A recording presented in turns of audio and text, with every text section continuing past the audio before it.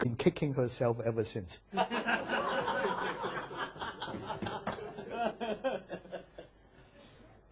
Right?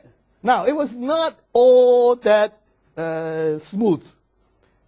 1 year and 1 month later, that means 13 months later, I was arrested by the Hong Kong police for infringing on the postal monopoly. Because the Hong Kong, I knew that you're not supposed to carry letters, but I was talking documents. So documents and in inventory control, engineering, decision memos. But then I found out after I was arrested, I found out that the post office definition of a letter is letters includes any communication, right? From a person or body of persons to another person or body of persons on any material in any language or sign produced on such material so sent.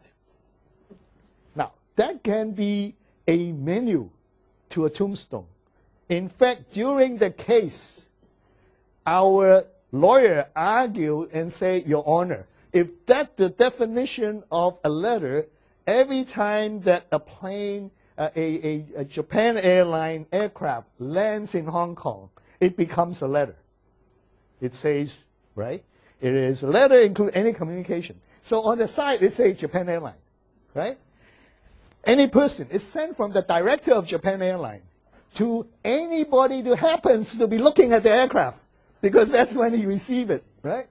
And then on any material. So aluminum on the plane, it is any material. And language, it could be Japan Airline. You can say 日本航空. Now, it can be Japanese, 日本航空, Chinese, 日本航空. But in English, it's all Japan Airline. But the judge say, we are not here to, we're here to interpret the law, not to make the law.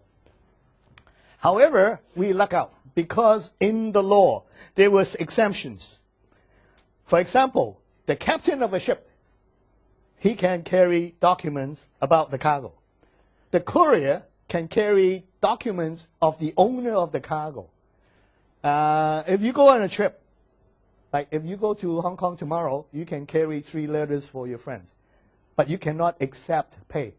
You have to do it by free.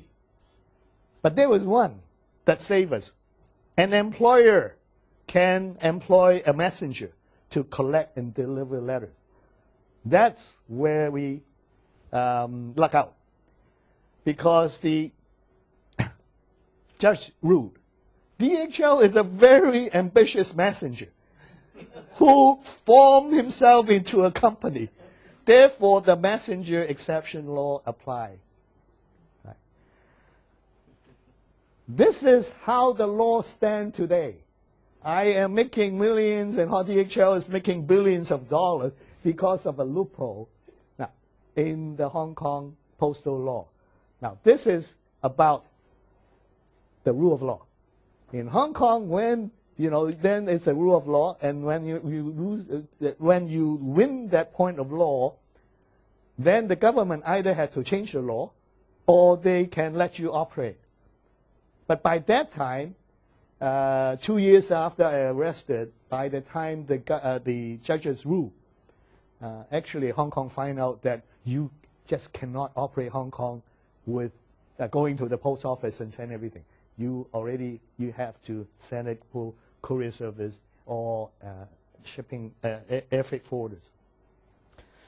So DHL West Coast started in '69, and then went to East Coast, and then in 1972 they pick up Asia. That's where I enter.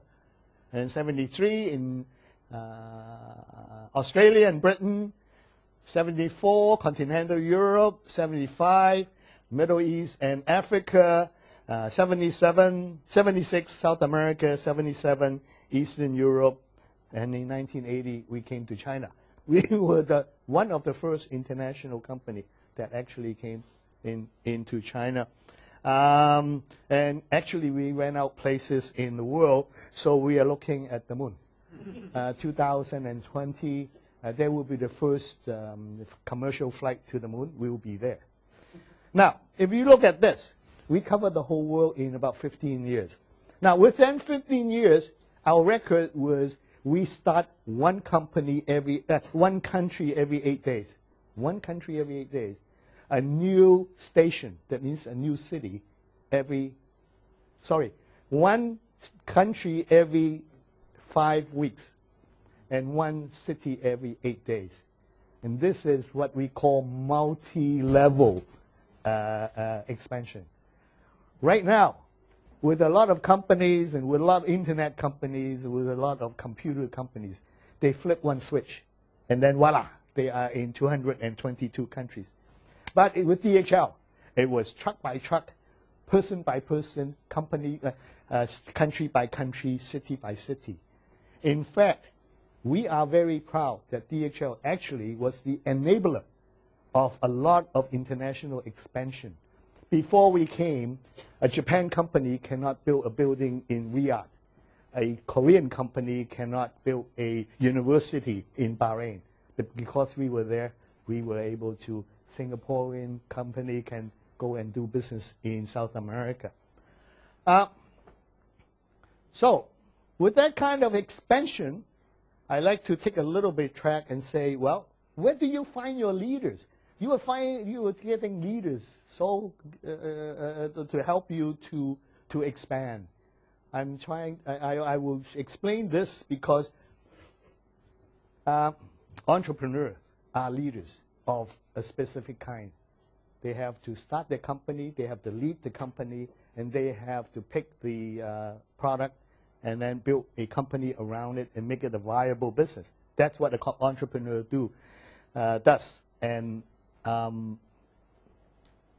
so I'm going to explain the using the concept of a leader's personal operating system. Now, leadership is all about trust. And it's about who are you? Can people trust you? If people cannot trust you, then you cannot be their leader. So imagine yourself as a biocomputer. Right? You have certain skills, leadership skills, your charisma, you have problem-solving skills, analytical skills, and you can order drink, drive cars. Those are everyday skills. These are what we call application program, the equivalent of application program in a computer. But actually, behind the computer, inside the computer, is the belief, values. This is inside you. And we call that the personal operating system. In a computer, once you load the personal operating system, once you load the operating system into the computer, it becomes positive and negative impulse. You will never can see the personal operating system. But don't let it fool you, because when you deal with people, when you sit down with them, they start scanning you and say, well, can I trust this guy? Cannot trust this guy? Actually, you scan them, and they scan you. Right? You may be able to do a lot of good presentation, do a lot of write good papers, get good scores, get good marks in examination. But when it gets to leadership, people scan you for what do they scan you? Actually, they scan you for viruses. Can they trust you? Are you unkind? Are you rude? Do you lie to them? Do you abandon them? Are you unfair? Do you betray them? And are you corrupt? Right? So if you have those viruses, purge them. Now that you know what they are, you can control it, and you should be able to get rid of it. Because in the Confucius teaching, it talks about one of Confucius' students say, I look at myself 3 times a day, whether I have those those viruses.